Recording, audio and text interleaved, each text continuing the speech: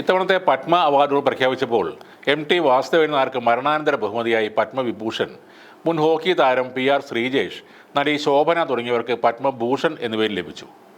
തമിഴ്നാട്ടിൽ നിന്നുള്ള ചലച്ചിത്ര താരമെന്ന നിലയിലാണ് ശോഭനയ്ക്ക് ഈ പത്മഭൂഷൺ നൽകിയത്.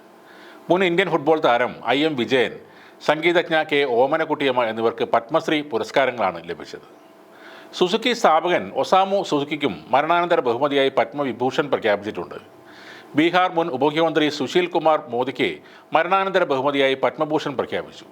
തെലുങ്ക് നടൻ നന്ദമൂരി ബാലകൃഷ്ണ, തമിഴ് നടൻ അജിത്ത് എന്നിവർക്ക് പത്മഭൂഷണും, മുൻ ഇന്ത്യൻ ക്രിക്കറ്റ് താരം R അശ്വിൻ, ഗായകൻ അർജിത് സിംഗ് എന്നിവർക്ക് പത്മശ്രീയും ലഭിച്ചു. വാദ്യസംഗീതജ്ഞൻ വേലുവാശാൻ, നാടോടി ഗായിക ബാട്ടുൽ ബീഗം എന്നിവർക്കും ഇത്തവണ പത്മശ്രീ പ്രഖ്യാപിച്ചിട്ടുണ്ട്. നേരത്തെ 2022 BJP സർക്കാർ റിപ്പബ്ലിക് ദിനവുമായി ബന്ധപ്പെട്ടുള്ള പത്മ പുരസ്കാരങ്ങൾ പ്രഖ്യാപിച്ചിരുന്നു. അന്ന് പതിവിന് വിരുദ്ധമായി പ്രതിപക്ഷ പാർട്ടികളിലെ 2 സുപ്രധാന നേതാക്കൾ ഈ പത്മഭൂഷൺ പുരസ്കാരങ്ങളുടെ ലിസ്റ്റിൽ ഉൾപ്പെട്ടിരുന്നു. ഒരാൾ മുതിർന്ന കമ്മ്യൂണിസ്റ്റ് നേതാവ് ബുദ്ധദേവ് ഭട്ടാചാര്യയും മറ്റൊരാൾ മുതിർന്ന കോൺഗ്രസ് നേതാവായ ഗുലാം നബി ആസാദുമായിരുന്നു. എന്നാൽ മുൻ പശ്ചിമ ബംഗാൾ മുഖ്യമന്ത്രിയും CPM പോളിറ്റ് ബ്യൂറോ അംഗവുമായിരുന്ന ബുദ്ധദേവ് ഭട്ടാചാര്യ പത്മഭൂഷൺ നിരസിച്ചുകൊണ്ട് പരസ്യമായ പ്രസ്താവന നടത്തി. പാർട്ടിയുമായി കൂടി ആലോചിച്ചിട്ടാണ് അദ്ദേഹം അങ്ങനെ ഒരു തീരുമാനം എടുത്തതെന്ന് സഖാവ് സീതാറാം യെച്ചൂരി പൊതുസമൂഹത്തോട് അന്ന് പറയുകയും ചെയ്തു.